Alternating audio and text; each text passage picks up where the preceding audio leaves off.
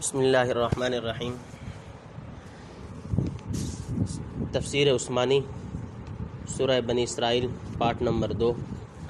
انسان الزمناہ طائرہ فی عنقی، آدمی ہے لگا دی ہے ہم نے اس کی بری قسمت اس کی گردن سے، ونخرج لہ یوم القیامت کتابا یلقاہ منشورا، اور نکال دکھائیں گے اس کو قیامت کے دن ایک کتاب کہ دیکھے گا اس کو کھلی ہوئی۔ نمبر 1، اقرأ کتابک، پڑھ لے اپنی کتاب، کفا بنفسک اليوم علیک حسیبا، تو ہی بس کافی ہے آج کے دن اپنا حساب لینے والا۔ نمبر 2، من اہتدی فانما یہتدی لنفسہ، جو کوئی راہ پر آیا تو آیا اپنے ہی بھلے کو، ومن ضل فانما یضل علیہا، اور جو کوئی بہکا رہا تو بہکا رہا اپنے ہی برے کو۔ ولا تزر وازرۃ وزر اخری، اور کسی پر نہیں پڑتا بوجھ دوسرے کا۔ نمبر 3، وما كنا معذبین حتی نبعث رسولا، اور ہم نہیں ڈالتے بلا جب تک نہ بھیجیں کوئی رسول۔ نمبر 4، وَإِذَا أَرَدْنَا أَن نُهْلِكَ قَرْيَةً أَمَرْنَا مُتْرَفِيهَا فَفَسَقُوا فِيهَا فَحَقَّ عَلَيْهَا الْقَوْلُ فَدَمَّرْنَاهَا تَدْمِيرًا، اور جب ہم نے چاہا کہ غارت کریں کسی بستی کو، حکم بھیج دیا اس کے عیش کرنے والوں کو، پھر انہوں نے نافرمانی کی اس میں، فَحَقَّ عَلَيْهَا الْقَوْلُ، تب ثابت ہو گئی ان پر بات، فَدَمَّرْنَاهَا تَدْمِيرًا، پھر اکھاڑ مارا ہم نے ان کو اٹھا کر۔ نمبر 5، وَكَمْ أَهْلَكْنَا مِنَ الْقُرُونِ مِن بَعْدِ نوح، اور بہت غارت کر دیا ہم نے قرن نوح کے پیچھے۔ نمبر 6، وَكَفَى بِرَبِّكَ بِذُنُوبِ عِبَادِهِ خَبِيرًا، اور کافی ہے تیرا رب اپنے بندوں کے گناہ جاننے والا۔ تفسیر نمبر 1، انسان کا نام اعمال یعنی شومی قسمت اور زشتی اعمال اس کے گلے کا ہار ہے۔ بری قسمت کے ساتھ برے عمل ہیں کہ چھوٹ نہیں سکتے، وہی نظر آئیں گے قیامت میں۔ نمبر 2، نام اعمال کی سچائی یعنی نام اعمال اس کے ہاتھ میں دے دیا جائے گا کہ خود پڑھ کر فیصلہ کر لے، جو کام عمر بھر میں کیے تھے کوئی رہا تو نہیں یا زیادہ تو نہیں لکھا گیا۔ ہر آدمی اس وقت یقین کرے گا کہ ذرہ عمل بلا کم و کاس اس میں موجود ہے۔ دنیا میں جو کتاب بھیجی، قرآن کریم اور چاند سورج وغیرہ سے جو حساب متعلق ہے، پہلے اس کا ذکر تھا۔ ان آیتوں میں قیامت کے حساب و کتاب کا ذکر فرمایا، جو اسی پہلے حساب و کتاب پر بطور نتیجہ مرتب ہوتا ہے۔ نمبر 3، ہر شخص صرف اپنے عمل کا ذمہ دار ہے، یعنی سیدھی راہ خدا نے سب کو بتلا دی، اب جو کوئی اس پر چلے یا نہ چلے اپنے بھلے برا خود سوچ لے، اپنا بھلا برا خود سوچ لے، کیونکہ اپنے طریق عمل کا نفع یا نقصان اسی کو پہنچے گا، ایک کے گناہوں کی گٹھلی دوسرے کے سر پر نہیں رکھی جائے گی۔ نمبر 4، بعثت رسول کے بغیر عذاب نہیں دیا جاتا، یعنی بلا شبہ برے عمل آفت لاتے ہیں، پر حق تعالی بغیر سجھائے نہیں پکڑتا، اسی واسطے رسول بھیجتا ہے کہ لوگوں کو بے خبر اور غافل نہ رہنے دیں، نیک و بد سے پوری طرح آگاہ کر دیں، جن باتوں کو آدمی محض عقل و فطرت کی رہنمائی سے سمجھ سکتا ہے، مثلا وجود باری یا توحید، ان کی مزید تشریح و توثیق اور پیغمبروں کی زبانی کر دیجئے، اور جن چیزوں کے ادراک میں محض عقل کافی نہیں ہے انہیں وحی الہام کی روشنی میں پیش کیا جائے۔ اس لیے ابتدائے آفرینش سے حق تعالی نے وحی اور رسالت کا سلسلہ جاری رکھا، تاکہ انبیاء علیہ السلام کے انوار و فیوز نے دنیا میں ایسی فضا پیدا کر دی کہ کوئی معذب قوم دنیا یا آخرت میں جہل و بے خبری کا عذر پیش کر کے عذاب الہی سے رستگاری حاصل نہیں کر سکتی۔ تنبیہ، مفسرین نے یہاں اصحاب فطرت اور اطفال صغار کی تعذیب پر بحث شروع کر دی ہے، ہم تطویل کے خوف سے درج نہیں کر سکتے۔ نمبر 5، یعنی جب بدعمالیوں کی بدولت کسی بستی کو تباہ کرنا ہوتا ہے تو یوں ہی دفعتاً پکڑ کر ہلاک نہیں کر دیتے، بلکہ اتمام حجت کے بعد سزا دی جاتی ہے۔ اول پیغمبر یا اس کے نائبین کی زبانی خدائی احکام ان کو پہنچائے جاتے ہیں، خصوصاً وہاں کے امراء اور بارسوخ لوگوں کو جن کے ماننے نہ ماننے کا اثر جمہور پر پڑتا ہے آگاہ کیا جاتا ہے۔ جب یہ بڑی ناک والے سمجھ بوجھ کر خدائی پیغام کو رد کر دیتے اور کھلے بند و نافرمانیاں کر کے تمام بستی کی فضا کو مسموم و مقدر بنا دیتے ہیں، اس وقت وہ بستی اپنے کو اعلانیہ مجرم ثابت کر کے عذاب الہی کے مستحق ہو جاتی ہے۔ نعوذ باللہ من شرور انفسنا۔ تنبیہ، وقال بعض السلف ان الامر فی قوله تعالی امرنا مترفیہا امر تکوینی قدری بالفسق، وقوله تعالی ان اللہ لا یأمر بالفحشاء معناه نفی الامر التشریعی فلا منافات فافہم۔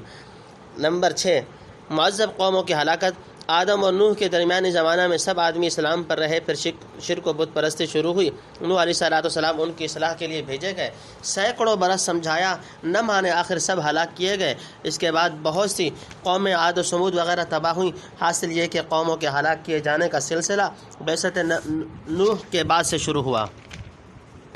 بصیرہ دیکھنے والا، نمبر 1 من کان یرید العاجلۃ عجلنا له فیہا ما نشاء لمن نرید ثم جعلنا له جہنم، جو کوئی چاہتا ہو پہلا گھر جلد دے دیں ہم اس کو اسی میں جتنا چاہیں جس کو چاہیں، پھر ٹھہرایا ہے ہم نے اس کے واسطے یصلاها مذموما مدحورا، دوزخ داخل ہوگا اس میں اپنی برائی سن کر دھکیلا جا کر۔ نمبر 2 ومن اراد الآخرۃ وسعى لها سعيها وهو مؤمن، اور جس نے چاہا پچھلا گھر اور دوڑ کی اس کے واسطے جو اس کی دوڑ ہے اور وہ یقین پر ہے، فاولئک کان سعیهم مشکورا، سو ایسوں کی دوڑ ٹھکانے لگی ہے۔ نمبر 3 کلا نمد هؤلاء وهؤلاء من عطاء ربک، ہر ایک کو ہم پہنچائے جاتے ہیں ان کو اور ان کو تیرے رب کی بخشش میں سے، وما کان عطاء ربک محظورا، اور تیرے رب کی بخشش کسی نے نہیں روک لی۔ نمبر 4 انظر کیف فضلنا بعضهم على بعض، دیکھ کیسے ہم نے کیسا بڑھا دیا ہم نے ایک کو ایک سے، وللآخرۃ اکبر درجات واکبر تفضیلا، اور پچھلے گھر میں تو اور بڑے درجے ہیں اور بڑی فضیلت۔ نمبر 5 لا تجعل مع اللہ الہا آخر فتقعد مذموما مخذولا، مت ٹھہرا اللہ کے ساتھ اور دوسرا حاکم، پھر بیٹھ رہے گا تو الزام کھا کر بے کس ہو کر۔ نمبر 6 وقضى ربك الا تعبدوا الا اياه وبالوالدين، اور حکم کر چکا تیرے رب کے نہ پوجو اس کے سوائے اور ماں باپ کے ساتھ۔ تفسیر نمبر 1 یعنی کسی کو بے قصور نہیں پکڑتا نہ غیر مناسب سزا دیتا ہے، بلکہ ہر ایک کے گناہوں کو دیکھ کر اس کے اوضاع و اطوار کو پوری طرح جان کر موضوع و مناسب برتاؤ کرتا ہے۔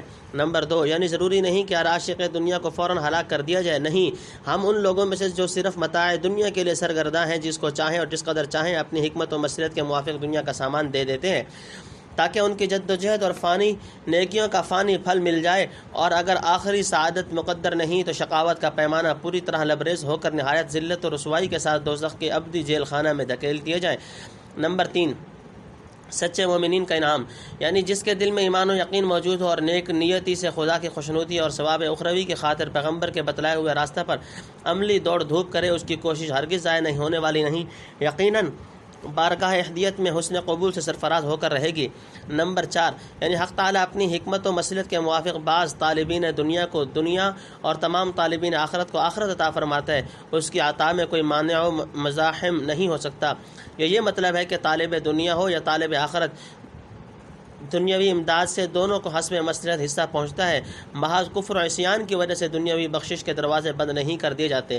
نمبر 5 جنت کے درجات، یعنی دنیاوی زندگی میں مال و دولت، عزت، حکومت اور اولاد وغیرہ کے اعتبار سے ایک کو دوسرے پر کسی قدر فضیلت ہے، اس پر قیاس کر لو کہ آخرت میں تفاوت اعمال و احوال کے لحاظ سے کس قدر فرق مراتب ہوگا۔ چنانچہ نصوص سے ثابت ہے کہ درجات جنت اور درکات جہنم بے حد متفاوت ہیں۔ حدیث میں آیا ہے کہ جنت کے 2 درجوں کے درمیان زمین و آسمان کا تفاوت ہوگا، نیچے والے اوپر والوں کو اس طرح دیکھیں گے جیسے ہم زمین پر کھڑے ہو کر افق میں کوئی ستارہ دیکھتے ہیں۔ پہلے بتایا جا چکا کہ جنت کے یہ درجے انہی کو مل سکتے ہیں جو آخرت کے لیے اس کے لائق دوڑ دھوپ کریں۔ اگلی آیتوں میں دور تک آخرت کی سعی کا طریقہ بتلایا گیا ہے جس پر چلنے سے انسان کو یہ بلند مقامات حاصل ہوتے ہیں۔ ابن عباس رضی اللہ عنہ کا قول ہے کہ حق تعالیٰ نے تورات کی ساری اخلاقی تعلیم سورہ بنی اسرائیل کے 15 آیتوں میں درج کر دی ہے۔ وہ 15 آیتیں اگلے رکوع سے شروع ہوتی ہیں۔ نمبر 6 شرک رسوائی اور بے کسی کا سبب ہے، یعنی شرک ایسی ظاہر البطلان چیز ہے جس کے اختیار کرنے پر اللہ تعالیٰ اور اس کے فرشتے بلکہ دنیا کے ہر عقل مند کے نزدیک تم مذموم و ملزم ٹھہرو گے۔ چنانچہ آج ہم اپنی آنکھوں سے دیکھ رہے ہیں کہ جن مذاہب میں شرک صریح کی تعلیم تھی وہ بھی دانش مندوں کی سوسائٹی میں جگہ حاصل کرنے کے لیے اپنی ترمیم و اصلاح کر کے آہستہ آہستہ توحید کی طرف قدم اٹھا رہے ہیں۔ ہر ایک عاقل یہ محسوس کرنے لگا ہے کہ اشرف المخلوقات انسان کے لیے یہ چیز سخت ذلت اور رسوائی کا موجب ہے کہ اپنے سے کم تر یا کسی عاجز مخلوق کے سامنے سر بسجود ہو جائے، خصوصاً ان چیزوں کے سامنے دست سوال دراز کرے جو خود اسی کی تراشی ہوئی ہیں۔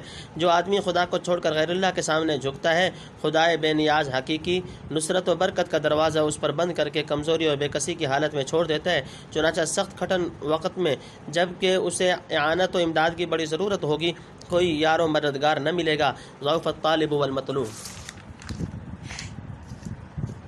احساناً بھلائی کرو۔ نمبر 1 اما یبلغن عندک الکبر احدهما او کلاهما فلا تقل لهما اف، اور اگر پہنچ جائے تیرے سامنے بڑھاپے کو ایک ان میں سے یا دونوں تو نہ کہہ ان کو ہوں، ولا تنہرهما وقل لهما قولا کریما، اور نہ جھڑک ان کو اور کہہ ان سے بات ادب کی۔ نمبر 2 واخفض لهما جناح الذل من الرحمۃ وقل رب ارحمهما كما ربياني صغيرا، اور جھکا دے ان کے آگے کندھے عاجزی کر کے نیاز مندی سے، اور کہے اے رب ان پر رحم کر جیسے پالا انہوں نے مجھ کو چھوٹا سا۔ نمبر 3 ربکم اعلم بما فی نفوسکم، تمہارا رب خوب جانتا ہے جو تمہارے جی میں ہے۔ ان تکونوا صالحین فانہ کان للأوابین غفورا، اگر تم نیک ہوگے تو وہ رجوع کرنے والوں کو بخشتا ہے۔ نمبر 4 وآت ذی القربى حقہ والمسکین وابن السبیل، اور دے قرابت والوں کو اس کا حق اور محتاج اور مسافر کو، اور مت اڑا بیجا فضول۔ نمبر 5 ان المبذرین کانوا اخوان الشیاطین، بے شک اڑانے والے بھائی ہیں شیطانوں کے۔ وکان الشیطان لربک کفورا، اور شیطان اپنے رب کا ناشکر ہے۔ نمبر 6 واما تعرضن عنهم ابتغاء رحمۃ من ربک ترجوها، اور اگر کبھی تغافل کرے تو ان کی طرف سے انتظار میں اپنے رب کی مہربانی کے جس کی تجھ کو توقع ہے۔ تفسیر نمبر 1 والدین سے حسن سلوک۔ خدا تو حقیقتاً بچہ کو وجود عطا فرماتا ہے، والدین اس کی ایجاد کا ظاہری ذریعہ ہے، اس لیے کئی آیتوں میں خدا تعالیٰ کے حقوق کے ساتھ والدین کے حقوق ذکر کیے گئے۔ حدیث میں آیا ہے کہ وہ شخص خاک میں مل گیا جس نے اپنے والدین کو پایا اور ان کی خدمت کر کے جنت حاصل نہ کی۔ ایک حدیث میں فرمایا کہ جنت ماں کے قدموں کے نیچے ہے۔ والدین کے ساتھ بھلائی کرنا یہ ہے کہ زندگی میں ان کی جان و مال سے خدمت اور دل سے تعظیم و محبت کرے، مرنے کے بعد ان کا جنازہ پڑھے، ان کے لیے دعا و استغفار کرے، ان کے عہد تا مقدور پورے کرے، ان کے دوستوں کے ساتھ تعظیم و حسن سلوک سے اور ان کے اقارب کے ساتھ صلہ رحم سے پیش آئے وغیرہ ذالک۔ نمبر 2 بڑھاپے میں خدمت کی احتیاج زیادہ ہوتی ہے، جس سے بعض اوقات اہل و عیال بھی اکتانے لگتے ہیں۔ زیادہ پیرانہ سالی میں ہوش و آواز بھی ٹھکانے نہیں رہتے۔ بڑی سعادت مند اولاد کا کام ہے کہ اس وقت بوڑھے والدین کی خدمت گزاری و فرما برداری سے جی نہ ہارے۔ قرآن نے تنبیہ کی ہے کہ جھڑکنا اور ڈانٹنا تو کجا، ان کے مقابلے میں زبان سے ہوں بھی مت کرو، بلکہ بات کرتے وقت پورے ادب و تعظیم کو ملحوظ رکھو۔ ابن مسیب نے فرمایا کہ ایسی طرح بات کرو جیسے ایک خطاوار غلام سخت مزاج آقا سے کرتا ہے۔ نمبر 3 والدین کے لیے دعا، یعنی جب میں بالکل کمزور اور ناتواں تھا انہوں نے میری تربیت میں خون پسینہ ایک کر دیا، اپنے خیال کے موافق میرے لیے ہر ایک راحت و خوبی کی فکر کی، ہزارہا آفات و حوادث سے بچانے کی کوشش کرتے رہے، بارہا میری خاطر اپنی جان جوکھوں میں ڈالی۔ آج ان کی ضعیفی کا وقت آیا ہے، جو کچھ میری قدرت میں ہے ان کی خدمت و تعظیم کرتا ہوں، لیکن پورا حق ادا نہیں کر سکتا، اس لیے تجھ سے درخواست کرتا ہوں کہ اس بڑھاپے میں اور موت کے بعد ان پر نظر رحمت فرما۔ نمبر 4 یعنی والدین کی تعظیم اور ان کے سامنے تواضع و فروتنی صمیم قلب سے ہونی چاہیے۔ خدا تعالیٰ جانتا ہے کون کیسے دل سے ماں باپ کی خدمت کرتا ہے۔ اگر فی الواقع تم دل سے نیک اور سعادت مند ہوگے اور خدا کی طرف رجوع ہو کر اخلاص و حق شناسی کے ساتھ ان کی خدمت کرو گے تو وہ تمہاری کوتاہیوں اور خطاؤں سے درگزر فرمائے گا۔ فرض کرو اگر کسی وقت باوجود نیک نیتی کے تنگ دلی یا تنگ مزاجی سے کوئی فروگزاشت ہو گئی، پھر توجہ و رجوع کیا تو اللہ بخشنے والا ہے۔ تنبیہ والدین کی فرما برداری کن چیزوں میں ہے اور کن میں نہیں، اس کی تفصیل کتب فقہ وغیرہ میں دیکھنا چاہیے۔ روح المعانی میں بھی اس پر مفید و مبسوط کلام کیا ہے، فلیراجع۔ نمبر 5 قرابت داروں اور دوسرے لوگوں کے حقوق، یعنی قرابت والوں کے مالی و اخلاقی ہر قسم کے حقوق ادا کرو، محتاج و مسافر کی خبرگیری رکھو، اور خدا کا دیا ہوا مال فضول بے وقوع مت اڑاؤ۔ فضول خرچی یہ ہے کہ معاصی اور لغویات میں خرچ کیا جائے یا مباحات میں بے سوچے سمجھے اتنا خرچ کر دے جو آگے چل کر تفویت حقوق اور ارتکاب حرام کا سبب بنے۔ نمبر 6 فضول خرچی کی ممانعت، یعنی وہ مال خدا کی بڑی نعمت ہے جس سے عبادت میں دل جمی ہو، بہت سی اسلامی خدمات اور نیکیاں کمانے کا موقع ملے، ان کا بیجا اڑانا ناشکری ہے جو شیطان کی تحریک و اغوا سے وقوع میں آتے ہیں، اور آدمی ناشکری کر کے شیطان کے مشابہ ہو جاتا ہے، جس طرح شیطان نے خدا کی بخشی ہوئی قوتوں کو عصیان و اذلال میں خرچ کیا، اس نے بھی حق تعالیٰ کی دی ہوئی نعمت کو نافرمانی میں اڑا دیا۔ فقل لهم قولا میسورا، تو کہے ان کو بات نرمی کی۔ نمبر 1 ولا تجعل يدك مغلولة الى عنقك، اور نہ رکھ اپنا ہاتھ بندھا ہوا اپنی گردن کے ساتھ، ولا تبسطها، اور نہ کھول دے اس کو، کل البسط، بالکل کھول دینا، فتقعد ملوما محسورا، پھر تو بیٹھ رہے الزام کھایا ہارا ہوا۔ نمبر 2 ان ربك يبسط الرزق لمن يشاء، تیرا رب کھول دیتا ہے روزی جس کے واسطے چاہے، ویقدر، اور تنگ بھی وہی کرتا ہے۔ نمبر 3 انہ کان بعباده خبیرا بصیرا، وہی ہے اپنے بندوں کو جاننے والا دیکھنے والا۔ نمبر 4 ولا تقتلوا اولادکم خشیۃ املاق، اور نہ مار ڈالو اپنے اولاد کو مفلسی کے خوف سے، نحن نرزقهم وإياكم، ہم روزی دیتے ہیں ان کو اور تم کو۔ نمبر 5 ان قتلهم کان خطئا کبیرا، بے شک ان کا مارنا بڑی خطا ہے۔ نمبر 6 ولا تقربوا الزنا انه کان فاحشا، اور پاس نہ جاؤ زنا کے۔ نمبر 7 وہ ہے بے حیائی، وساء سبیلا، اور بری راہ ہے۔ نمبر 8 ولا تقتلوا النفس التي حرم الله الا بالحق، اور نہ مارو اس جان کو جس کو منع کر دیا اللہ نے مگر حق پر۔ نمبر 9 ومن قتل مظلوما فقد جعلنا لوليه، اور جو مارا گیا ظلم سے تو دیا ہم نے اس کے وارث کو۔ تفسیر نمبر 1 صدقہ و خیرات کے آداب، یعنی جو کوئی ہمیشہ سخاوت کرتا ہے ایک وقت میں اس کے پاس نہیں ہے تو اللہ کے ہاں امید والے کا محروم ہو جانا خوش نہیں آتا۔ اس محتاج کی قسمت سے اللہ سخیوں کو بھیج دیتا ہے، سو اس واسطے اگر ایک وقت تو نہ دے سکے تو نرم اور میٹھے طریقے سے معذرت کر دے۔ مثلا یہ کہہ دیا جائے کہ جب خدا ہم کو دے گا انشاءاللہ ہم تمہاری خدمت کریں گے۔ سختی اور بد اخلاقی سے جواب دینے میں اندیشہ ہے کہ کہیں اگلی خیراتیں بھی برباد نہ ہو جائیں۔ نمبر 2، خرچ میں بیانہ روی، یعنی سب الزام دیں کہ کنجوس مکھی چوز ہے، یا یہ کہ اتنا کیوں دیا کہ آپ محتاج رہ گئے۔ غرض ہر معاملہ میں توسط و اعتدال مرعی رکھنا چاہیے، نہ ہاتھ اس قدر کھینچے کہ گردن سے لگ جائے، اور نہ طاقت سے بڑھ کر خرچ کرنے میں ایسے کشادت دستی دکھلائے کہ پھر بھیک مانگنی پڑے اور ہاتھ کھلے کا کھلا رہ جائے۔ ابن کثیر کہتے ہیں فتعطی فوق طاقتک وتخرج اکثر من دخلک، یعنی طاقت سے بڑھ کر یا آمدنی سے زائد خرچ کرنا بھی ولا تبسطھا کل البسط کے تحت میں داخل ہے۔ حدیث میں ہے کہ من عالی من اقتصد، جس نے میانہ روی اختیار کی محتاج نہیں ہوا۔ نمبر 3، رزق میں کمی بیشی اللہ کے ہاتھ میں ہے، یعنی تمہارے ہاتھ روکنے سے تم غنی اور دوسرا فقیر نہیں ہو جاتا، نہ تمہاری سخاوت سے وہ غنی اور تم فقیر بن سکتے ہو۔ فقیر و غنی بنانا اور روزی کے کم و بیش کرنا محض خدا کے قبضے میں ہے، اور پریشان ہونے کی ضرورت نہیں کہ افسوس آج ہمارے پاس نہیں ہے۔ یہ فقیر جو امید لے کر آیا تھا کیا کہے گا؟ فقر و غنا کے مختلف احوال بھیجنا اسی مالک علی الاطلاق کے قبضے میں ہے، تمہارا کام میانہ روی سے امتثال حکم کرنا ہے۔ حضرت شاہ صاحب رحمۃ اللہ لکھتے ہیں کہ یعنی محتاج کو دیکھ کر بالکل بے تاب نہ ہو جا، اس کی حاجت روائی تیرے ذمہ نہیں اللہ کے ذمہ پر ہے، لیکن یہ باتیں پیغمبر علیہ السلام کو فرمائی جو بے حد سخی واقع ہوئے تھے، باقی جس کے جی سے مال نہ نکل سکے اس کو پابند کیا ہے دینے کا۔ حکیم بھی گرمی والے کو سرد دوا دے دیتا ہے اور سردی والے کو گرم۔ نمبر 4، غنا اور فقر میں اللہ کی حکمت، یعنی ہر ایک بندے کے ظاہری و باطنی احوال و مسائل سے خبردار ہے، اسی کے موافق معاملہ کرتا ہے۔ حدیث قدسی میں فرمایا کہ میرے بعض بندے وہ ہیں جن کی درستی حال فقیر رہنے میں ہے، اگر میں اس کو غنی کر دیتا تو اس کا دین تباہ ہو جاتا۔ اس کے برعکس بعض بندے ہیں جن کو غنی بنایا اگر فقیر بنا دیا جاتا تو دین پر قائم نہ رہ سکتے۔ اس کے علاوہ بعض اشقیاء کے حق میں غنائے ظاہری محض امحال و استدراج کے طور پر یا فقر و تنگ دستی عقوبت اور سزا کے طریقے سے ہے۔ عیاذا باللہ من ہذا و ہذا، ہم پہلے کئی جگہ اس کی تقریر کر چکے ہیں۔ نمبر 5، بعض کافر اولاد کو مار ڈالتے تھے، کیا ان کا خرچ کہاں سے لائیں گے؟ سورہ نام میں اسی مضمون کی آیت گزر چکی، تفصیل وہاں ملاحظہ کر لی جائے۔ نمبر 6، کیونکہ یہ بے رحمی کی حرکت نسل انسانی کے قطع کرنے کا موجب ہے، اور ظاہر ہوتا ہے کہ ایسا کرنے والے کو حق تعالیٰ کی رزاقی پر اعتماد نہیں۔ نمبر 7، زنا اور فواحش کی ممانعت، یعنی زنا کرنا تو بڑی سخت چیز ہے، اس کے پاس بھی مت جاؤ، گویا لا تقربوا میں مبادئ زنا سے بچنے کی ہدایت کر دی گئی، مثلا اجنبی عورت کی طرف بدون عذر شرعی نظر کرنا یا بوس و کنار کرنا وغیرہ۔ نمبر 8، کیونکہ زنا سے انصاف میں گڑبڑ ہوتی ہے اور بہت طرح کی لڑائیاں اور جھگڑے کھڑے ہوتے ہیں اور سب کے لیے بری راہ نکلتی ہے۔ حضرت شاہ صاحب رحمۃ اللہ لکھتے ہیں یعنی اگر یہ راہ نکلی تو ایک شخص دوسرے کی عورت پر نظر کرے، کوئی دوسرا اس کی عورت پر کرے گا۔ نمبر 5، عنوان مسند احمد کی ایک روایت۔ مسند امام احمد میں ہے کہ ایک شخص نے رسول اللہ صلی اللہ علیہ وسلم سے عرض کیا کہ مجھے زنا کی اجازت دے دیجیے۔ حاضرین نے اسے ڈانٹ بتلائی کہ پیغمبر خدا کے سامنے ایسی گستاخی، خبردار چپ رہو۔ رسول اللہ علیہ وسلم نے اس کو فرمایا کہ میرا قریب آؤ، اور قریب آ کر بیٹھا تو آپ نے فرمایا کیا تو یہ حرکت اپنی ماں، بیٹی، بہن، پھوپھی، خالہ میں سے کسی کی نسبت پسند کرتا ہے؟ اس نے عرض کیا یا رسول اللہ خدا مجھ کو آپ پر قربان کرے، ہرگز نہیں۔ فرمایا دوسرے لوگ بھی اپنی ماؤں، بیٹیوں، بہنوں، پھوپھیوں اور خالاؤں کے لیے یہ فعل گوارا نہیں کرتے۔ پھر آپ نے دعا فرمائی کہ الہی اس کے گناہ کو معاف فرما اور اس کے دل کو پاک اور شرمگاہ کو محفوظ فرما کر دے۔ ابو امامہ فرماتے ہیں کہ اس دعا کے بعد اس شخص کی یہ حالت ہو گئی کہ کسی عورت وغیرہ کی طرف نگاہ اٹھا کر نہ دیکھتا تھا۔ اللہم صلی علی سیدنا محمد وبارک وسلم۔ نمبر 9، قتل ناحق کی ممانعت۔ صحیحین میں ہے کہ کسی مسلمان کا خون حلال نہیں مگر 3 صورتوں میں: جان کے بدلے جان، یا زانی محسن، یا جو شخص دین کو چھوڑ کر جماعت سے علیحدہ ہو جائے۔ سلطان فلا یسرف فی القتل، زور سو حد سے نہ نکل جائے قتل کرنے میں۔ نمبر 1، انہ کان منصورا، اس کو مدد ملتی ہے۔ نمبر 2، ولا تقربوا مال الیتیم الا بالتی ہی احسن حتی یبلغ اشدہ، اور پاس نہ جاؤ یتیم کے مال کے مگر جس طرح کے بہتر ہے جب تک کہ وہ پہنچے اپنی جوانی کو۔ نمبر 3، ووفوا بالعہد، اور پورا کرو عہد کو، ان العہد کان مسئولا، بے شک عہد کی پوچھ ہوگی۔ نمبر 4، اوفوا الکیل اذا کلتم وزنوا بالقسطاس المستقیم، اور پورا بھر دو معاف جب معاف کر دینے لگو، اور تولو سیدھی ترازو سے۔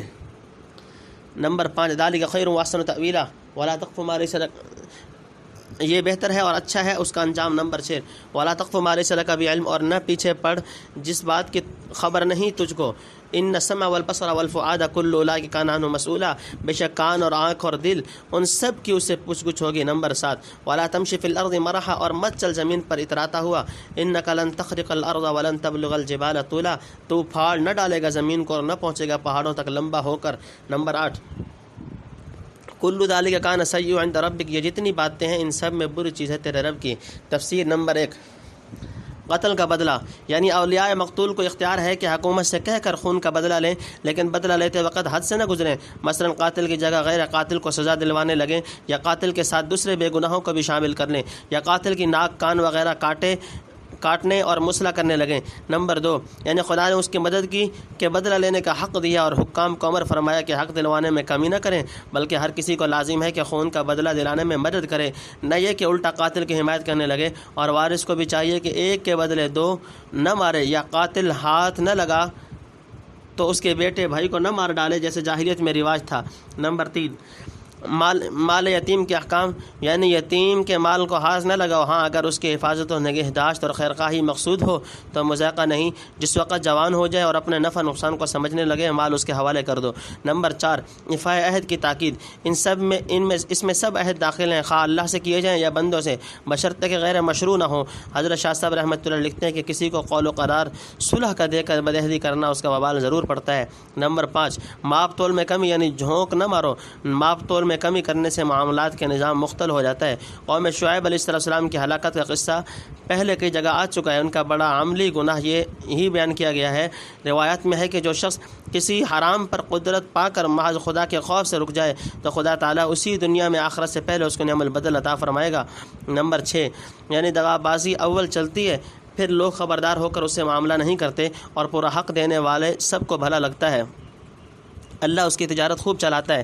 نمبر 7 بے تحقیق زبان سے کوئی بات نہ نکالو، یعنی بے تحقیق بات زبان سے مت نکال، نہ اس کی اندھا دھند پیروی کر۔ آدمی کو چاہیے کہ کان، آنکھ اور دل و دماغ سے کام لے کر اور بقدر کفایت تحقیق کر کے کوئی بات منہ سے نکالے یا عمل میں لائے۔ سنی باتوں پر بے سوچے سمجھے یوں ہی اٹکل پچوں کو قطعی حکم نہ لگائے یا عمل درآمد شروع نہ کر دے۔ اس میں جھوٹی شہادت دینا، غلط تہمتیں لگانا، بے تحقیق چیزیں سن کر کسی کے در پہ آزار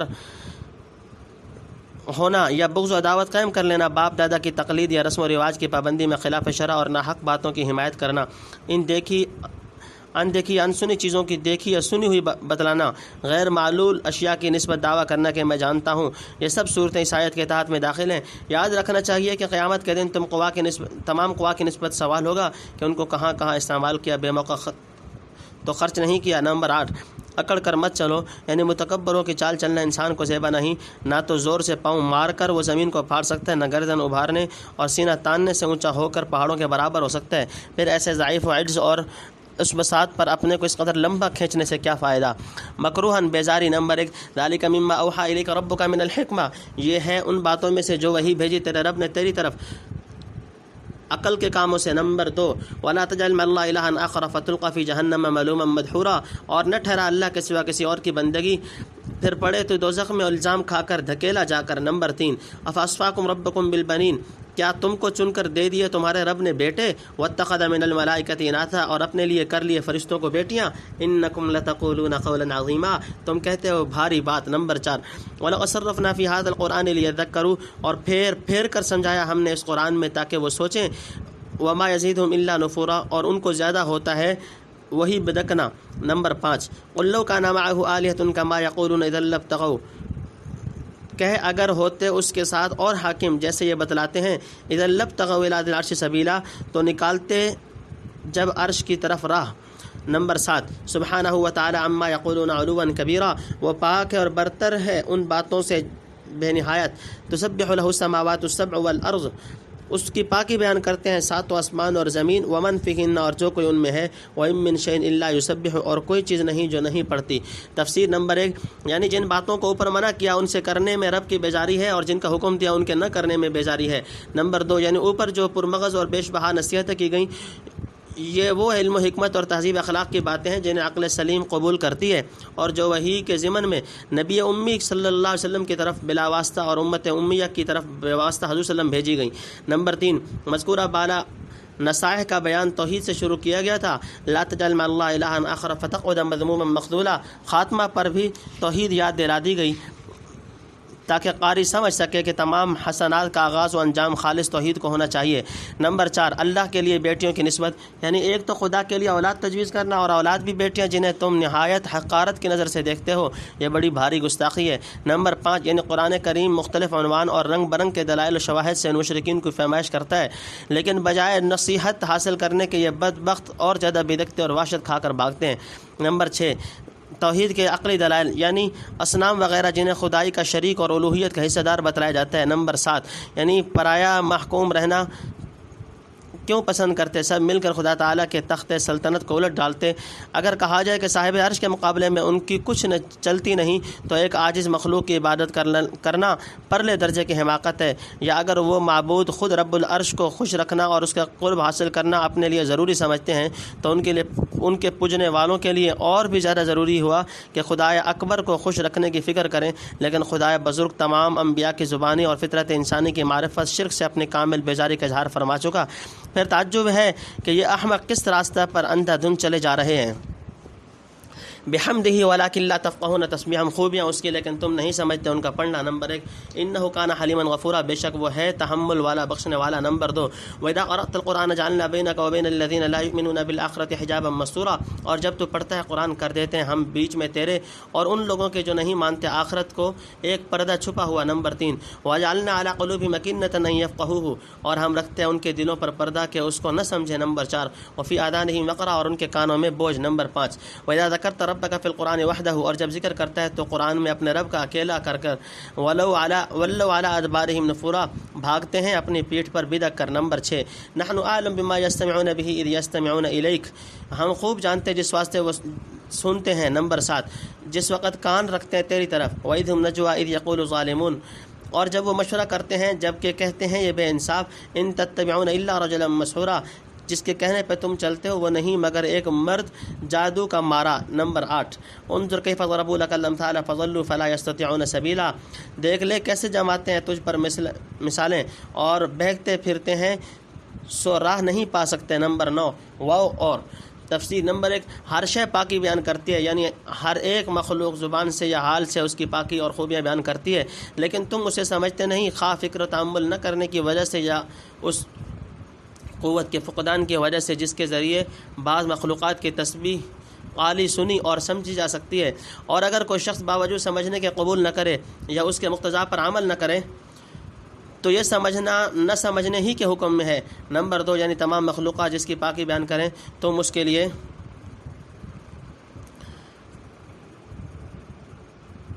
شرکا اولاد اور بیٹیاں تجویز کرو، یہ ایسی گستاخی تھی کہ تم کو فوراً ہلاک کر دیا جاتا، لیکن وہ اپنے حلم سے شتاب نہیں پکڑتا اور توبہ کر لو تو بخش دیتا ہے۔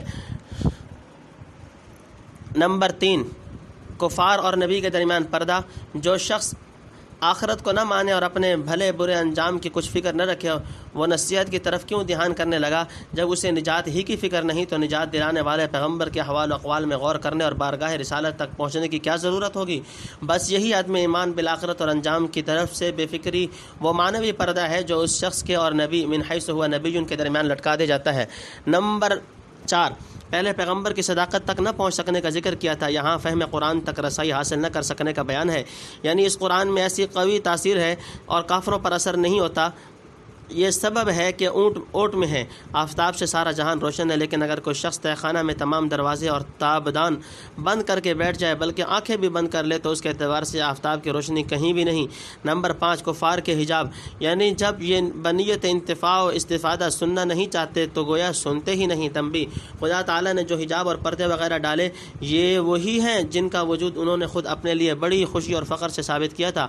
وقالوا قلوبنا فی اکنۃ مما تدعونا الیہ وفی آذاننا وقر ومن بیننا وبینک حجاب فاعمل اننا عاملون۔ سورہ حامیم سجدہ رکوع نمبر 1۔ آخرت پر ایمان نہ رکھنا اور انجام سے بے فکر رہنا، خدا واحد کے ذکر سے چڑنا، پیغمبروں کے ساتھ تمسخر کرنا، یہ وہ چیزیں ہیں جو حجاب، کنان اور وقر کی صورت اختیار کر لیتی ہیں، اور چونکہ خالق ہر چیز کا خدا تعالیٰ ہے اس لیے ان کے خلق کی نسبت بھی اس کی طرف کر دی جاتی ہے۔ نمبر 6، یعنی خدا واحد کے ذکر سے چڑھتے بدکتے اور پیٹھ پھیر کر بھاگتے ہیں، ہاں ان کے معبودوں کا تذکرہ آئے تو بہت خوش ہوتے ہیں۔ وَإِذَا ذُكِرَ اللَّهُ وَحْدَهُ اشمأزت قلوب الذین لا یؤمنون بالآخرہ وإذا ذکر الذین من دونہ اذا هم یستبشرون، سورہ زمر رکوع نمبر 5۔ نمبر 7، یعنی سننے سے استفادہ مقصود نہیں ہوتا، محض استخفاف و استہزاء مقصود ہوتا ہے، جس کا ذکر آگے آ رہا ہے۔ نمبر 8، حضرت صلی اللہ علیہ وسلم پر مسحور ہونے کا الزام، یعنی قرآن اور آپ صلی اللہ علیہ وسلم کی باتیں سن کر گئے، پھر آپس میں مشورہ کیا کہ محمد صلی اللہ علیہ وسلم کی نسبت کیا کہنا چاہیے۔ آخر کہنے لگے یہ شخص جادو کا مارا ہوا معلوم ہوتا ہے، یعنی جادو کے اثر سے مجنون ہو گیا، دماغ ٹھکانے نہیں رہا، العیاذ باللہ العظیم۔ بعض نے مسحور کو یہاں ساحر کے معنی میں لیا، گویا اس کی باتوں میں جادو کا اثر ہے۔ تنبیہ، لفظ مسحور سے جو مطلب وہ لیتے تھے اس کے نفی سے یہ لازم نہیں آتا کہ نبی پر کسی قسم کے سحر کا کسی درجہ میں عارضی طور پر بھی اثر نہ ہو سکے۔ یہ آیت مکی ہے۔ مدینہ میں آپ پر یہود کے جادو کرانے کا واقعہ صحیح میں مذکور ہے، جس کا اثر چند روز تک صرف اتنا رہا کہ بعض دنیاوی کاموں میں بھی کبھی کبھی ظہول ہو جاتا تھا۔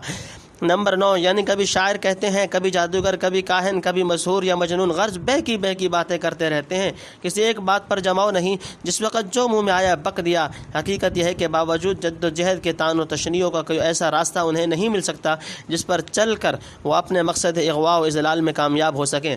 قالوا اذا كنا عظاما ورفاتا، کہتے ہیں کیا جب ہم ہو جائیں گے ہڈیاں اور چورا چورا، انا لمبعوثون خلقا جدیدا، پھر اٹھیں گے نئے بن کر۔ نمبر 1، قالوا قل كونوا حجارة او حدیدا، تو کہے تم ہو جاؤ پتھر یا لوہا، او خلقا مما يكبر في صدوركم، یا کوئی خلقت جس کو مشکل سمجھو اپنے جی میں۔ نمبر 2، فسيقولون من يعيدنا، پھر اب کہیں گے کہ کون لوٹا کر لائے گا ہم کو، قل الذي فطركم اول مرہ، کہ جس نے پیدا کیا تم کو پہلی بار۔ نمبر 3، فسينغضون اليك رؤوسهم ويقولون متى، پھر اب مٹکائیں گے تیری طرف اپنے سر اور کہیں گے کہ کب یہ ہوگا یہ۔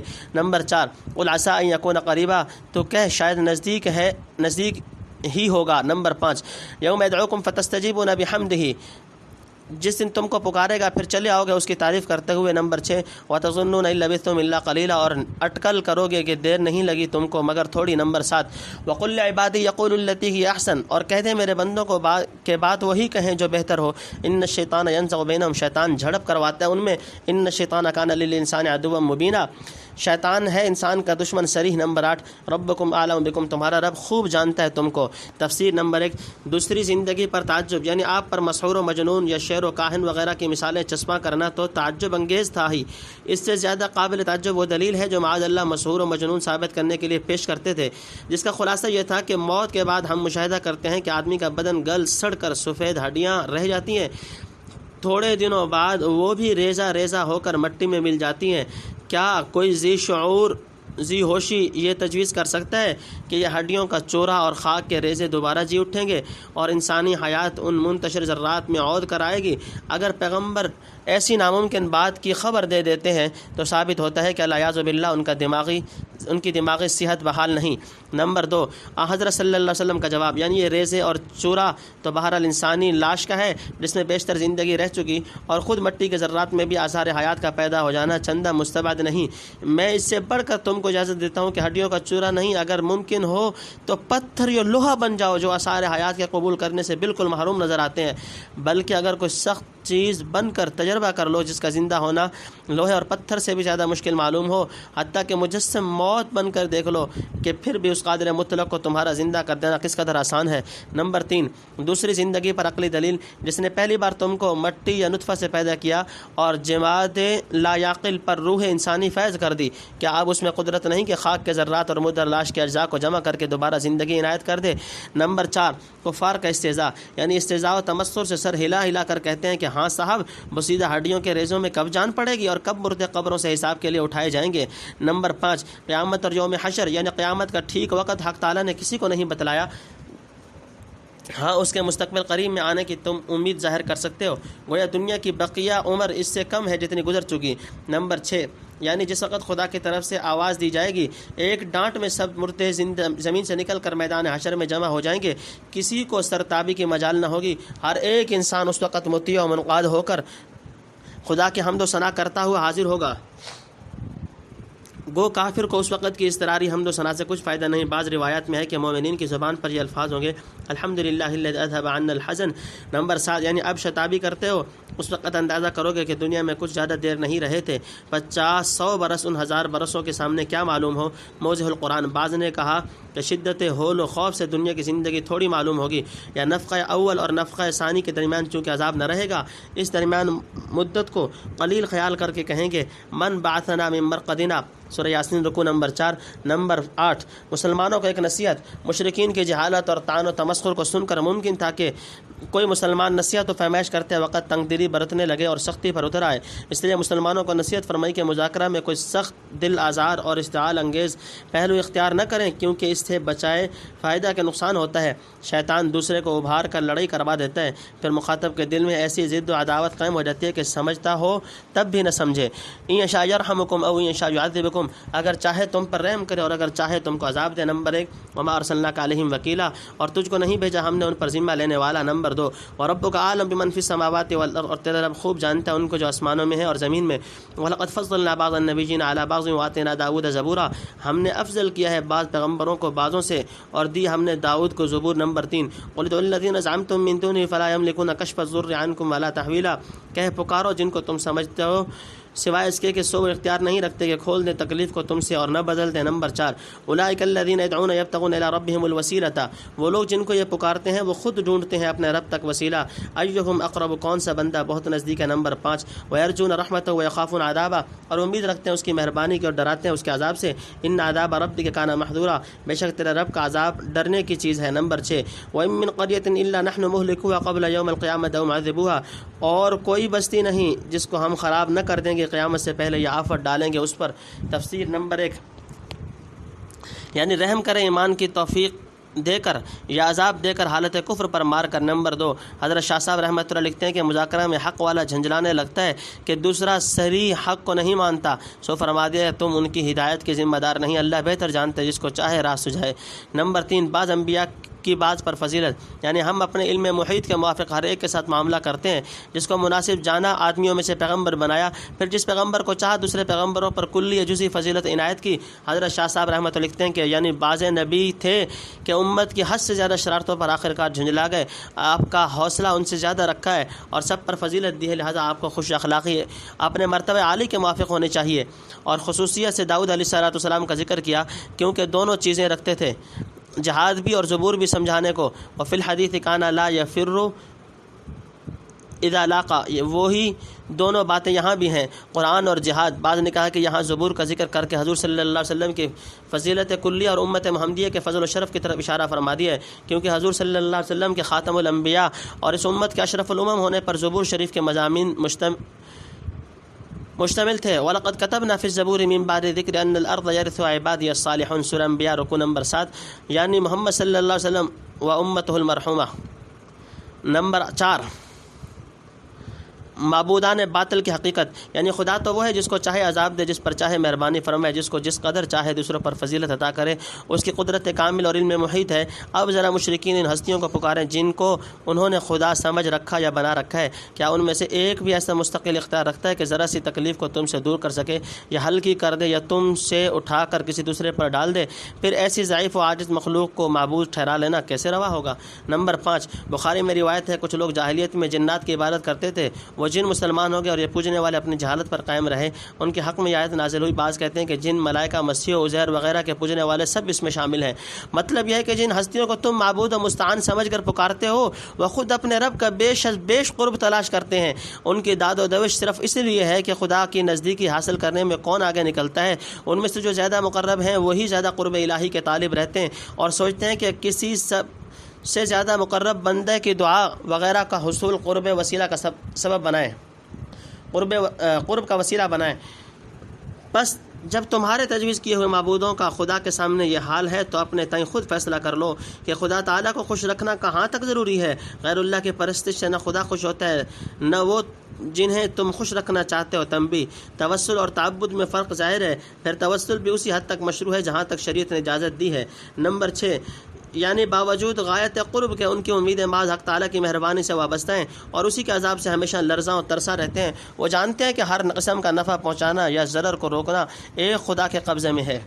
عذاباً شدیداً، سخت آفت۔ نمبر 1، کان ذالک فی الکتاب مستورا، یہ ہے کتاب میں لکھا گیا نمبر 2 وما منعنا ان نرسل بالآیات الا ان كذب بها الاولون، اور ہم نے اس لیے موقوف کی نشانیاں بھیجنی کہ اگلوں نے ان کو جھٹلایا۔ نمبر 3 وآتینا ثمود الناقۃ مبصرۃ فظلموا بها، اور ہم نے دی سمود کو اونٹنی ان کو سمجھانے کو، پھر ظلم کیا اس پر۔ نمبر 4 وما نرسل بالآیات الا تخویفا، اور نشانیاں جو ہم بھیجتے ہیں سو ڈرانے کو۔ نمبر 5 وَإِذْ قُلْنَا لَكَ إِنَّ رَبَّكَ أَحَاطَ بِالنَّاسِ، اور جب کہہ دیا ہم نے تجھ سے کہ تیرے رب نے گھیر لیا ہے لوگوں کو۔ نمبر 6 وما جعلنا الرؤيا التي أريناك إلا فتنة للناس، اور وہ دکھلاوا جو تجھ کو دکھلایا ہم نے سو جانچنے کو لوگوں کے۔ نمبر 7 والشجرة الملعونة في القرآن، اور ایسے ہی وہ درخت جس پر پھٹکار ہے قرآن میں۔ نمبر 8 تفسیر۔ نمبر 1 قیامت سے پہلے تمام بستیوں کی ہلاکت۔ اس آیت کا مطلب کئی طرح سے لیا جا سکتا ہے۔ الف دنیا کی ہر ایک بستی کو عظیم الشان گناہوں کی پاداش میں قیامت سے پہلے عذاب مستاصل بھیج کر بالکل یہ تباہ و خراب کر دیا جائے گا، یا اگر گناہ انتہائی درجہ کے نہ ہوں گے تو درجہ دوم کی جرائم کی سزا میں عام ہلاکت سے کوئی سخت آفت اس بستی پر نازل کی جائے گی۔ باقی ایسی بستی کہاں ہے جو ازل سے ابد تک نہ گناہ کرے نہ کسی آفت میں پھنسے۔ قیامت سے بیشتر ضروری ہے کہ ہر ایک بستی طبعی موت بھیج کر ویران کی جائے یا کسی سخت آفت و بلا میں مبتلا ہو۔ طبعی موت پر جو تعذیب کے رنگ سے خالی ہو۔ لفظ ہلاک کا اطلاق قرآن و حدیث سے ثابت ہے۔ حتی اذا ہلک قلتم لن یبعث اللہ من بعد رسولا، سورہ مومن رکوع نمبر 4۔ وفی الحدیث کلما ہلک نبی جاء نبی آخر۔ جیم کفار کی ہر ایک بستی یا قیامت سے پہلے اپنے سنگین جرائم کی پاداش میں نابود و تباہ کر دی جائے گی، یا کسی نہ کسی وقت یعنی قیامت سے پہلے یا بعد سخت عذاب کا مزہ چکھے گی۔ بہرحال کوئی معنی لیے جائیں، مقصود اس آیت سے تحذیر ہے، گویا پہلے جو فرمایا تھا ان عذاب ربک کان محذورا، یہاں اس کے وقوع کی خبر دی گئی۔ نمبر 2 یعنی یہ فیصلہ بالکل حتمی اور اٹل ہے کہ جو علم الہی میں طے ہو چکا اور لوح محفوظ میں لکھا گیا، کوئی طاقت اسے روک نہیں سکتی۔ حضرت شاہ صاحب رحمۃ اللہ علیہ لکھتے ہیں کہ ہر شہر کے لوگ ایک بزرگ کو پوجتے ہیں اور ہم اس کی رعیت ہیں اور اس کی پناہ میں ہیں، سو وقت آنے پر کوئی پناہ نہیں دے سکتا۔ لا عاصم اليوم من امر اللہ الا من رحم۔ نمبر 3 فرمائشی نشانات نہ بھیجنے کی وجہ۔ حدیث میں ہے کہ اہل مکہ نے حضور صلی اللہ علیہ وسلم سے چند نشانیاں طلب کی، مثلا یہ کہ کوہ صفا کو سونا بنا دیجئے، یا پہاڑوں کو ہمارے گرد و پیش سے ہٹا کر زراعت کے قابل زمین ہموار کر دیجئے وغیرہ ذالک، ایسا کرو تو ہم آپ کو مان لیں گے۔ اس کے جواب میں یہ آیت نازل ہوئی، یعنی ایسی فرمائشی نشان دکھلانا خدا تعالیٰ کو کچھ دشوار نہ تھا، لیکن پہلے لوگوں کو ان کی فرمائش کے مطابق نشانات دکھلائے گئے، تب بھی نہ مانے بلکہ سرکشی میں اور ترقی کر گئے۔ آخر سنت اللہ کے موافق اس کا نتیجہ یہ ہوا کہ بالکل نیست و نابود کر دیے گئے۔ اب اگر تمہاری سب فرمائشیں پوری کر دی جائیں اور خدا کے علم میں ہے بلکہ تمہارے احوال سے بھی ظاہر ہے کہ تم پھر بھی ماننے والے نہیں، تو سنت اللہ کے موافق اس کا نتیجہ وہی استحصال و ہلاک کلی ہونا چاہیے۔ اس امت کے حق میں خلاف مصلحت و حکمت ہے۔ خدا تعالیٰ کا ارادہ اس آخری امت کی نسبت یہ نہیں کہ گزشتہ اقوام و امم کی طرح عذاب مستاصل بھیج کر بالکل تباہ کی جائے۔ پہلے امتوں کو فرمائشی نشان دکھلانا اس بنا پر جائز رکھا گیا کہ ان کی بالکل تباہی خدا کے نزدیک اس قدر لائق التفات نہ تھی، اور آخر میں آنے والی امت کو کچھ نمونے دکھلانے تھے کہ فرمائشی نشان مانگنے والوں کا حشر ایسا ہوتا ہے۔ چنانچہ اس آیت میں انہی تاریخی نظائر کی طرف اجمالی اشارہ فرما دیا کہ اگر فرمائشی نشان دیکھنے کے بعد تکذیب کی اور یقیناً کرو گے تو جو حشر پہلوں کا ہوا وہی تمہارا ہوگا، لیکن حکمت الہیہ مقتضی نہیں کہ تم کو اس طرح تباہ کیا جائے، لہذا فرمائشی نشانات کا بھیجنا موقوف کیا گیا۔ نمبر 4 حضرت صالح علیہ السلام سے حضرت صالح سے اونٹنے کی فرمائش اور اس کا انجام۔ قوم سمود نے حضرت صالح سے درخواست کی تھی کہ پہاڑ کی فلاں چٹان میں سے اونٹنی نکال دیجئے۔ خدا نے نکال دی، مگر بجائے اس کے کہ ایسا فرمائشی معجزہ دیکھ کر آنکھیں کھلتی اور قلبی بصیرت حاصل ہوتی، الٹے ظلم و عداوت پر کمر بستہ ہو گئے، چنانچہ اونٹنی کو مار ڈالا اور حضرت صالح کے قتل کے منصوبے باندھنے لگے۔ آخر جو انجام ہوا وہ سب کو معلوم ہے، کہنے کی ضرورت نہیں، یہ کذب بہ الاولون کا ایک نمونہ پیش کر دیا۔ نمبر 5 یعنی ہدایت نشانیاں دیکھنے پر موقوف نہیں، غیر معمولی نشانات بھیجنے سے تو مقصود یہ ہے کہ قدرت قاہرہ کو دیکھ کر لوگ خدا سے ڈریں اور ڈر کر اس کی طرف جھکیں۔ اگر یہ مقصود حاصل نہ ہو اور فی الحال اس قوم کو تباہ کرنا بھی مصلحت نہیں، تو محض فرمائشیں پورا کرنے سے کیا حاصل ہے؟ باقی عام تخفیف و انذار کے لیے جن آیات و نشانات کا بھیجنا مصلحت ہے وہ برابر بھیجے جاتے ہیں۔ نمبر 6 حضرت صلی اللہ علیہ وسلم کو تسلی۔ شاید آپ کو خیال ہوا ہوگا کہ فرمائشی نشان نہ دکھلانے پر کفار کو ہنسنے اور تان کرنے کا موقع ملے گا کہ اگر سچے پیغمبر ہوتے تو ہماری طلب کے موافق نشان دکھلاتے، اس لیے آپ کو مطمئن کیا کہ سب لوگوں کو تیرے رب کے علم و قدرت نے گھیر رکھا ہے، نہ کوئی اس کے علم سے باہر ہے، نہ قدرت کے نیچے سے نکل کر جا سکتا ہے، سب اس کے قبضہ میں ہے۔ آپ ان کے طعن و تشنیع کی طرف قطعاً التفات نہ کریں، وہ آپ کا کچھ نہیں بگاڑ سکتے، اپنا کام کیے جائیں اور ان کے فیصلوں کو بالکل ہم پر چھوڑ دیجیے۔ ہم جانتے ہیں کہ فرمائشی نشان دیکھ کر بھی یہ لوگ آپ کی بات ماننے والے نہیں تھے، اور اس کے بعد ہماری سزا سے چھوٹ کر نکل بھاگنا بھی ممکن نہ تھا، اور یہ بھی ہم جانتے ہیں کہ لوگوں میں سے کون فی الحال تباہ کر ڈالنے کے لائق ہیں اور کن لوگوں کا باقی رکھنا مصلحت ہے، لہذا آپ اس جھنجٹ میں نہ پڑیں، یہ سب ہمارے محاصرہ میں ہے، آخر مسلمان ہو کر رہیں گے۔ نمبر 7، دکھاوے سے مراد شب معراج کا نظارہ ہے، جس کے بیان سے لوگ جانچے گئے، سچوں نے سن کر مانا اور کچوں نے جھوٹ جانا۔ نمبر 8، دوزخ کا درخت یعنی زقوم کا درخت، جسے قرآن نے فرمایا کہ دوزخ والے کھائیں گے۔ ایمان والے یقین لائے، اور منکروں نے کہا کہ دوزخ کی آگ میں سب درخت کیوں کر ہوگا، یہ بھی جانچنا تھا۔ ان دو مثالوں سے اندازہ کر لو تصدیق خوارق کے باب میں ان کی تباہی کا کیا حال ہے۔ وَنُخَوِّفُهُمْ فَمَا يَزِيدُهُمْ إِلَّا طُغْيَانًا كَبِيرًا، اور ہم ان کو ڈراتے ہیں تو ان کو زیادہ ہوتی ہے بڑی شرارت۔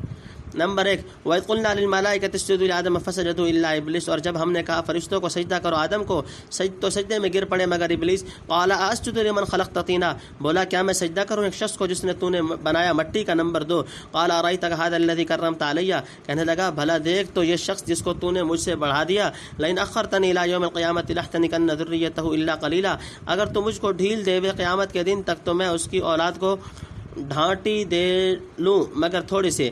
نمبر 3، قال اذهب فمن تبعك منهم فإن جهنم جزاؤكم جزاء موفورا، فرمایا جا پھر جو کوئی تیرے ساتھ ہوا ان میں سے سو دوزخ ہے، تم سب کی سزا بدلہ پورا۔ نمبر 4، واستفزز من استطعت منهم بصوتك، اور گھبرا لے ان میں جس کو تو گھبرا سکے اپنی آواز سے۔ نمبر 5، واجلب عليهم بخيلك، اور لے آ ان پر اپنا سوار، ورجلك، اور پیادے۔ نمبر 6، وشاركهم في الاموال والاولاد، اور ساجھا کر ان سے مال اور اولاد میں۔ نمبر 7، وعدهم، اور وعدے دے ان کو، وما يعدهم الشيطان الا غرورا، اور کچھ نہیں وعدہ دیتا ان کو شیطان مگر دغا بازی۔ نمبر 8، ان عبادی لیس لک، وہ جو میرے بندے ہیں ان پر نہیں۔ تفسیر نمبر 1، یعنی جن کے دل خدا کے خوف سے خالی ہوں، ڈرانے سے ڈرے نہیں بلکہ اور زیادہ شرارت میں ترقی کریں، ان سے فرمائشی نشانات دیکھنے پر قبول حق کی امید رکھنا بے موقع ہے۔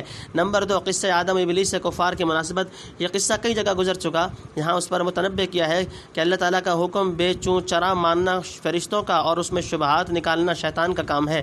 یہ کافر بھی اسی کی چال چل رہے ہیں جو بات میں کج بحثیاں کرتے ہیں، مگر یاد رہے کہ ان کا انجام بھی وہی ہونے والا ہے جو ان کے امام ابلیس لعین کا ہوگا۔ نمبر 3، یعنی تھوڑے سے چھوڑ کر باقی سب کو اپنا مسخر کر لوں، جیسے گھوڑے کو لگام دے کر قابو کر لیا جاتا ہے، پھر جو میرے سامنے اتنا کمزور ہے اسے مجھ پر فضیلت دینا کس طرح جائز ہوگا۔ نمبر 4، یعنی جا جتنا زور لگا سکتا ہے لگا لے، یہاں بھی تیرے اور تیرے ساتھیوں کے واسطے جیل خانہ تیار ہے۔ نمبر 5، یعنی وہ آواز جو خدا کے عصیان کی طرف بلاتی ہو، مراد اس سے وسوسہ ڈالنا اور مزامیر باجا گاجا اس میں داخل ہے۔ نمبر 6، شیطان کے سوار اور پیادے، یعنی ساری طاقت صرف کر ڈال اور پوری قوت سے لشکر کشی کر خدا کی معصیت میں لڑنے والے سب شیطان، سوار ہوں یا پیادہ، جن ہوں یا انسان، سب کے سب لے آ۔ نمبر 7، یعنی دل میں ارمان نہ رکھ، ان کو ہر طرح ابھار کہ مال و اولاد میں تیرا حصہ لگائیں، یعنی یہ چیزیں ناجائز طریقہ سے حاصل کریں اور ناجائز کاموں میں صرف کریں۔ نمبر 8، یعنی شیطان جو سبز باغ دکھاتا ہے اس سے فریب کھانا احمق کا کام ہے، اس کے سب وعدے دغا بازی اور فریب سے ہیں، چنانچہ بخود اقرار کرے گا۔ وَوَعَدْتُكُمْ فَأَخْلَفْتُكُمْ، ابراہیم رکو نمبر 4۔ علیہم سلطان، تیری حکومت، وکفا بربک وکیلا، اور تیرا رب کافی ہے کام بنانے والا۔ نمبر 1، ربکم الذی یجزی لکم الفلک فی البحر، تمہارا رب وہ ہے جو چلاتا ہے تمہارے واسطے کشتی دریا میں۔ نمبر 2، لتبتغوا من فضل، تاکہ تلاش کرو اس کا فضل۔ نمبر 3، انہ کان بکم رحیما، وہی ہے تم پر مہربان۔ وَإِذَا مَسَّكُمُ الضُّرُّ فِي الْبَحْرِ ضَلَّ مَن تَدْعُونَ إِلَّا إِيَّاهُ، اور جب آتی ہے تم پر آفت دریا میں بھول جاتے ہو جن کو پکارا کرتے تھے اللہ کے سوا۔ فَلَمَّا نَجَّاكُم إِلَى الْبَرِّ أَعْرَضْتُم، پھر جب بچا لایا تم کو خشکی میں پھر جاتے ہو۔ وَكَانَ الْإِنسَانُ كَفُورًا، اور ہے انسان بڑا ناشکرا۔ نمبر 4، أَفَأَمِنْتُم أَن يَخْسِفَ بِكُمْ جَانِبَ الْبَرِّ، سو کیا تم بے ڈر ہو گئے اس سے کہ دھنسا دے تم کو جنگل کے کنارے۔ نمبر 5 اور یرسل علیکم حاصبا، یہ بھیج دے تم پر آندھی پتھر برسانے والی۔ ثم لا تجدوا لکم وکیلا، پھر نہ پاؤ اپنا کوئی نگہبان۔ ام امنتم ان یعیدکم فیہ، یا بے ڈر ہو گئے ہو اس سے کہ پھر لے جائے تم کو دریا میں۔ نمبر 6 تارۃ اخری، دوسری بار۔ فیرسل علیکم قاصفا من الریح، پھر بھیجے تم پر ایک سخت جھونکا ہوا کا۔ فیغرقکم بما کفرتم، پھر ڈبا دے تم کو بدلے میں اس ناشکری کے۔ ثم لا تجدوا لکم علینا بہ تبیعا، پھر نہ پاؤ اپنی طرف سے ہم پر اس کا کوئی باز پرست کرنے والا۔ نمبر 7 وَلَقَدْ کَرَّمْنَا، اور ہم نے عزت دی ہے۔ تفسیر نمبر 1 مخلصین پر شیطان کا قابو نہیں چلتا، یعنی جو خدا پر اعتماد و توکل کریں وہ ان کا کام بناتا ہے اور شیطان کے جال سے نکالتا ہے۔ نمبر 2 یہ خدا کی کارسازی کا ایک نمونہ پیش کیا ہے جس میں ایک مشرک کو بھی قرار کرنا پڑتا ہے کہ اس کے سوا کوئی کارساز نہیں، مصرع کہ ہیں عارضی زور کمزور سارے۔ نمبر 3 یعنی روزی کو اکثر قرآن میں فضل فرمایا ہے۔ فضل کے معنی زیادہ کے ہیں، سو مسلمان کی بندگی آخرت کے واسطے اور دنیا لبھاؤ میں ملتی ہے۔ نمبر 4 انسان کی ناشکری یعنی مصیبت سے نکلتے ہی محسن حقیقی کو بھول جاتا ہے۔ چند منٹ پہلے دریا کی موجوں میں خدا یاد آ رہا تھا، کنارے پر قدم رکھا اور بے فکر ہو کر سب فراموش کر بیٹھا۔ اس سے بڑھ کر ناشکر گزاری کیا ہوگی۔ نمبر 5 یعنی سمندر کے کنارے خشکی میں دھنسا دے، مثلا زلزلہ آ جائے اور زمین شق ہو کر قارون کی طرح اس میں دھس جاؤ۔ خلاصہ یہ کہ ہلاک کرنا کچھ دریا کی موجوں پر موقوف نہیں۔ نمبر 6 یعنی کوئی ضرورت کھڑی کر دے جس کے لیے ناچاری دریائے سفر کرنا پڑے۔ نمبر 7 یعنی خدا سے کون باز پرس کر سکتا ہے یا کس کی مجال ہے کہ پیچھا کر کے اس سے مجرمین کا خون بہا وصول کرے۔ یا بنی آدم وحملناکم فی البر والبحر ورزقناکم من الطیبات، آدم کی اولاد اور سواری دی ان کو جنگل اور دریا میں، اور روزی دی ہم نے ان کو ستھری چیزوں سے۔ وفضلناکم علی کثیر ممن خلقنا تفضیلا، اور بڑھا دیا ان کو بہتوں سے جن کو پیدا کیا ہم نے بڑائی دے کر۔ نمبر 1 یوم ندعو کل اناس بامامہم، جس دن ہم بلائیں گے ہر فرقہ کو ان کے سرداروں کے ساتھ۔ فمن اوتی کتابہ بیمینہ فاولئک یقرؤون کتابہم، سو جس کو ملا اس کا اعمال نامہ اس کے دانے ہاتھ میں، سو وہ لوگ پڑھیں گے اپنا لکھا۔ نمبر 2 ولا یظلمون فتیلا، اور ظلم نہ ہوگا ان پر ایک تاگے کا۔ نمبر 3 ومن کان فی ہذہ اعمی فہو فی الآخرۃ اعمی وضل سبیلا، اور جو کوئی رہا اس جہان میں اندھا سو وہ پچھلے جہان میں بھی اندھا ہے اور بہت دور پڑا ہوا راہ سے۔ نمبر 4 وَإِن كَادُوا لَيَفْتِنُونَكَ عَنِ الَّذِي أَوْحَيْنَا إِلَيْكَ، اور وہ لوگ تو چاہتے تھے کہ تجھ کو بچلا دیں اس چیز سے کہ جو وہی بھیجی ہم نے تیری طرف، لتفتری علینا غیرہ، تاکہ جھوٹ بنا لائے تو ہم پر وہی کے سوا۔ وَإِذًا لَاتَّخَذُوكَ خَلِيلًا، اور تب تو بنا لیتے تجھ کو دوست۔ نمبر 5 وَلَوْلَا أَن ثَبَّتْنَاكَ لَقَدْ، اور اگر یہ نہ ہوتا کہ ہم نے تجھ کو سنبھالے رکھا تو۔ تفسیر نمبر 1 بنی آدم کے فضیلت یعنی آدمی کو حسن صورت، نطق و تدبیر اور عقلی حواس عنایت فرمائے، جس سے دنیاوی اور اخروی مضار و منافع کو سمجھتا اور اچھے برے میں تفریق کرتا ہے۔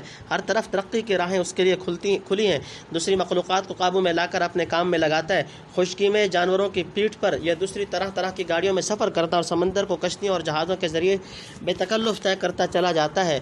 قسم قسم کے عمدہ کھانے کپڑے مکانات اور دنیاوی آسائش اور رہائش کے سامانوں سے منتفع ہوتا ہے۔ انہی آدمیوں کے سب سے پہلے باپ آدم علیہ السلام کو خدا تعالی نے مسجود ملائکہ اور ان کے آخری پیغمبر علیہ السلام کو کل مخلوقات کا سردار بنایا۔ غرض نو انسانی کو حق تعالی نے کئی حیثیت سے عزت اور بڑائی دے کر اپنی بہت بڑی مخلوق پر فضیلت دی۔ اوپر کے رکوع میں آدم کی نسبت شیطان کا ھذا الذی کرمت علیہ کہنا اور ملائکہ کا آدم کو سجدہ کرنا، پھر بنی آدم کا کشتی کے ذریعے دریائی سفر کو طے کرانا مذکور تھا۔ اس آیت کا مضمون مضامین مذکورہ بالا سے صاف طور پر مربوط ہے۔ تنبیہ مفسرین نے اس آیت کے تحت میں یہ بات چھیڑ دی ہے کہ ملائکہ اور بشر میں کون افضل ہے کون مفضول، لیکن انصاف یہ ہے کہ اس آیت سے اس مسئلہ کا فیصلہ نہیں ہوتا۔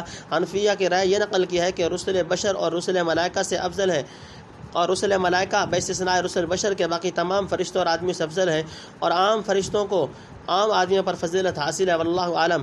نمبر 2 حشر میں اعمال ناموں کی تقسیم۔ یہاں یہ بتلانا ہے کہ دنیا میں فطری حیثیت سے انسان کو جو عزت و فضیلت بخشی تھی اس نے کہاں تک قائم رکھی، اور کتنے ہیں جنہوں نے انسانی عزت و شرف کو خاک میں ملا دیا۔ خلاصہ یہ ہے کہ قیامت کے دن ہر فرقہ میں اس چیز کی معیت میں حاضر ہوگا جس کی پیروی اور اتباع کرتا تھا، مثلا مومنین کے نبی، کتاب، دینی پیشوا، یا کفار کے مذہبی سردار، بڑے شیطان اور جھوٹے معبود جنہیں فرمایا وجعلناہم ائمۃ یدعون الی النار۔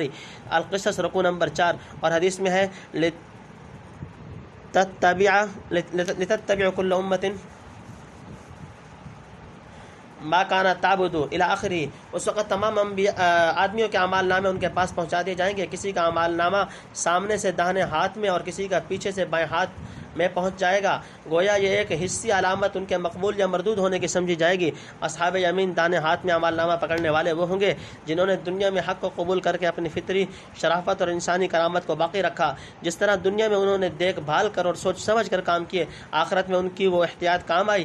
اس دن وہ خوشی سے پھولے نہ سمائیں گے، بڑے سرور و انبساط سے اپنا اعمال نامہ پڑھیں گے اور دوسروں کو کہیں گے ہاں مقرؤ کتابیہ سورہ الحق رکو نمبر 1 کہ آؤ میری کتاب پڑھ لو. باقی دوسرے لوگ یعنی اصحاب شمال ان کا کچھ حال اگلی آیت میں بیان فرمایا. بعض نے لفظ امام سے خود اعمال نامہ مراد لیا ہے کیونکہ وہاں لوگ اس کے پیچھے چلیں گے. نمبر 3 یعنی کھجور کی گٹھلی کے درمیان جو ایک باریک سا دھاگا سا ہوتا ہے، اتنا ظلم بھی وہاں نہ ہوگا. ہر ایک کی محنت کا پورا بلکہ پورے سے زیادہ پھل ملے گا. نمبر 4 دنیا اور آخرت کے اندھے یعنی یہاں ہدایت کی راہ سے اندھا مراد ہے، ویسا ہی آخرت میں بہشت کی راہ سے اندھا ہے اور بہت دور پڑا ہے. موضح القرآن یہ اصحاب یمین کے بالمقابل اصحاب شمال کا ذکر ہوا. بعض نے واضل سبیلاً کا مطلب یہ لیا ہے کہ دنیا میں تو تلافی مافات کا امکان تھا، آخرت میں اس سے بھی زیادہ دور جا پڑا کیونکہ اب تدارک و تلافی کا امکان ہی نہیں رہا. نمبر 5 کفار مکہ کی احمقانہ تجویز یعنی بعض اندھے ایسے شریر ہیں کہ خود تو راہ پر کیا آتے، بڑے بڑے 100 آنکھوں کو بچلانا چاہتے ہیں. چنانچہ کفار مکہ کی اس بے حیائی اور جسارت کو دیکھیے کہ آپ پر دورے ڈالتے ہیں کہ خدا نے جو احکام دیے اور وہی بھیجی اس کا ایک حصہ ان کی خاطر سے آپ یعنی معاذ اللہ چھوڑ دیں یا بدل ڈالیں. کبھی حکومت، دولت اور حسین عورتوں کا لالچ دیتے ہیں، کبھی کہتے ہیں کہ ہم آپ کے تابع ہو جائیں گے. قرآن میں سے صرف وہ حصہ نکال دیجئے جو شرک و بت پرستی کے رد میں ہے. اگر آپ یعنی اللہ یعوذ باللہ بفرض محال ایسا کر گزرتے تو بے شک وہ آپ کو گاڑھا دوست بنا لیتے. لیکن آپ کا جواب یہ تھا کہ خدا کی قسم اگر تم نے چاند اتار کر میری ایک مٹھی میں اور سورج اتار کر دوسری مٹھی میں رکھ دیا تب بھی محمد صلی اللہ علیہ وسلم اس چیز کو چھوڑنے والا نہیں جس کے لیے خدا نے اسے کھڑا کیا ہے، یہاں تک کہ وہ اپنا کام پورا کرے یا اس راستے سے گزر جائے. دست از طلب ندارم تا کام من برآید، یتن رسد بجانا یا جا زتن برآید.